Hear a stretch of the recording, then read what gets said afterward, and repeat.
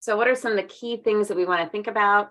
So DOE is working with national labs to sort through what is a potential state income verification, like what will that look like?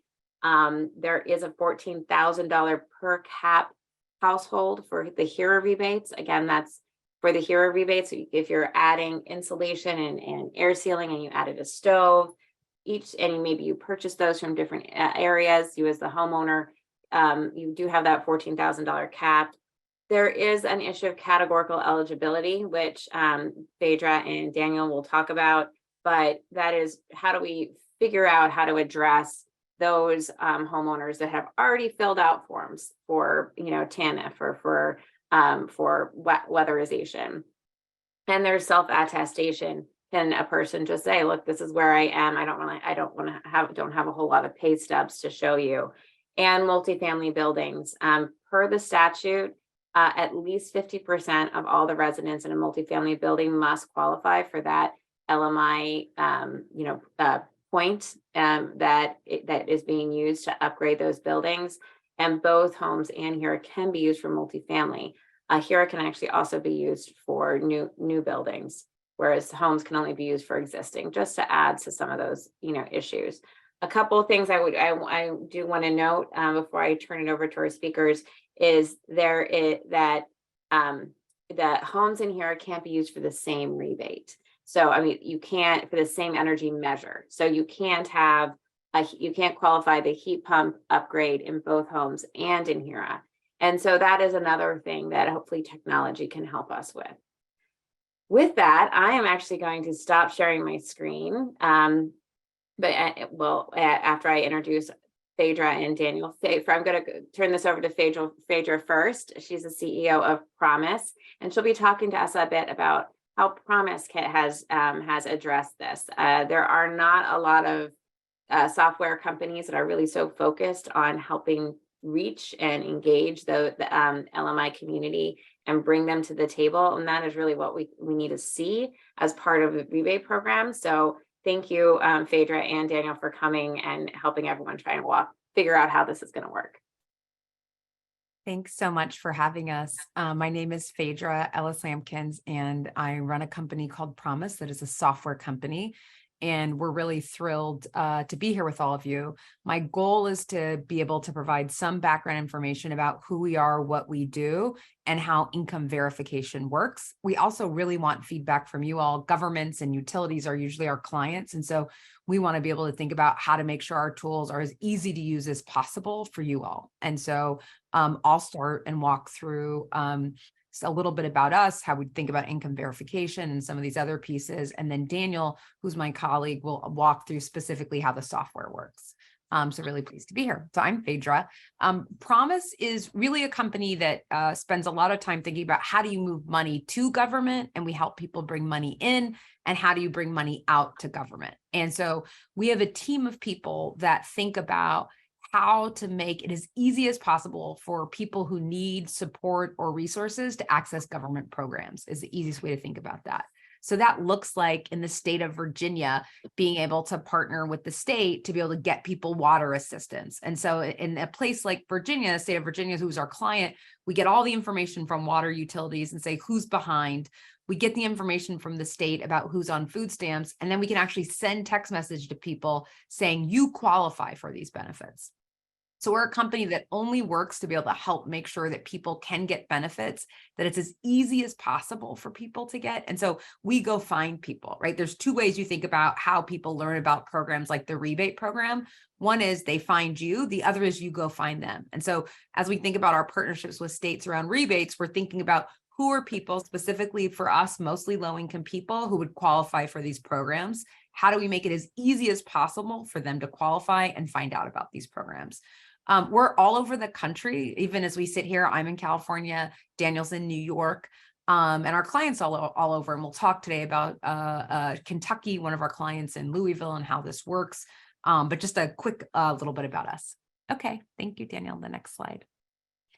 So really excited to talk about income verification, and you will not be surprised that sometimes income verification is really painful and hard to do. And so what we're really good at is trying to make it as easy as possible, which is why we do things like get the information from the state about who's already on food stamps, so we don't have to find taxes and make it as complicated as possible. So the reason that some of this stuff doesn't work is because most income verification you've seen is actually built to show you make a lot of money. And so think about qualifying for a home or qualifying for a loan. You have to pull a lot of information because you want to show you have a lot of money. In income verification for the kind of programs that we're talking about today, it's actually to prove you have as little money as possible. And so being able to show that is a little different, and most tools aren't designed for that. The other thing is it's hard to prove you're receiving public benefits for people who don't have resources. And then it's sometimes a newer thing because some of the traditional payment, the folks who did this aren't familiar with Uber or 1099 or gig workplace. How do you actually measure what income is when it changes week to week? And so those things are the things that make it difficult for most folks to do these. We think a lot about tools, like we'll work with the state about how to do things like self-attestation. Where are the places where people can actually say, this is how much I make? And so part of what we spend a lot of time doing is to think about how can we make it as quick as possible to go from being able to apply for a program for being able to prove your income. And Daniel will walk you through specifically what that looks like on your side. You can go to the next slide. I want to give you an example of how this practically works much quicker. This is an example in Louisville, Kentucky. We worked there with the federal program with a local utility, and there's two ways that people were trying to get aid out. One is a way that's kind of traditional. You prove you have to come into an office, you use a paper application. This is applying for assistance, and you go through a community-based organization. The other way is an example that we did, which is where we text someone and say, you qualify. We already have information about your bill. We already have your information. Just click this link and basically tell us you want it. 2 questions. And not shocking to you when you reach out to people and say, would you like aid or support? People tend to say yes, and money goes much quicker. And so this is an example of a first week program in Louisville, Kentucky, where we were able to get out $1.5 million very quickly.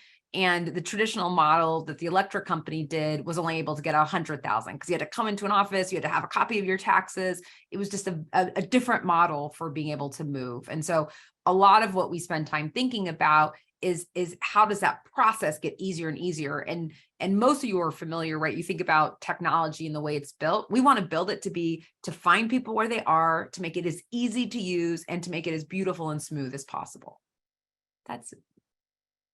And then I want to give you an example in a place like Virginia, how we've been able to move really quickly. And so part of what we think about as we think about partnering with contractors and why we want feedback today and want to be able to provide whatever resources we can to be a support for you is this is how it works. Just as an example, for a state, we reach out to people and we say, you're pre-qualified. And in that case, we already know their utility bill. We already know they're eligible because we've verified their income with the state. We have one state that's coming along in the South that we're looking at unemployment data or employment tax, payroll tax information, so that we don't have to do income verification that way. And it should be announced in the next couple of days. And so we find someone and say, you qualify, and we already know your bill is high behind, and we know that you qualify. Then we're able actually to run the approval process ourselves so that we can say, yes, this person approves. And then we actually cut the check, in this case to utilities, so that they receive the money. And that process moves really smoothly and really quickly. And basically the state said, you can cut a check quicker, you can verify quicker. And so we want to work with you to figure that out. So that's just some small examples of how to make the process a bit easier for people to use. And then Daniel can specifically walk through what it looks like. And we look forward to talking soon and learning more, and really happy to be here. Great. Well, thank you, Phaedra, and thank you, Kara, and thank you to the Building Performance Association for having us. I'm super excited to have this conversation because we've just been having so many conversations. There are so many different players involved in this process, and we're still at the very beginning. So I feel like I learn something every time I talk to a new constituency. Part of what we've seen in really all the programs that we've worked on is there's often a lot of different stakeholders, and finding a way to find a solution that works pretty well for everybody is really the sweet spot. It's the thing that we really try to do. And so, just to sort of level set here, this program, as Kara said, was authorized in the Inflation Reduction Act, or these programs, HERA and HOMES. It is being administered at the federal level by the Department of Energy, which doesn't have a ton of experience with this. There are some things that are set out, Kara went over in the legislation, right? Some of the sort of high level rules. So things like the fact that the rebates have to be income qualified in the case of HERA, the fact that they have to be applied at point of sale, whatever that means, and we'll talk a little bit about that. But there is a lot that remains to be determined.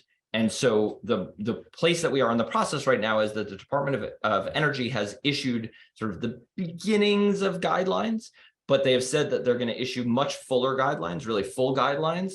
We'll see if that's true. In July, we're hoping that they get those out in July.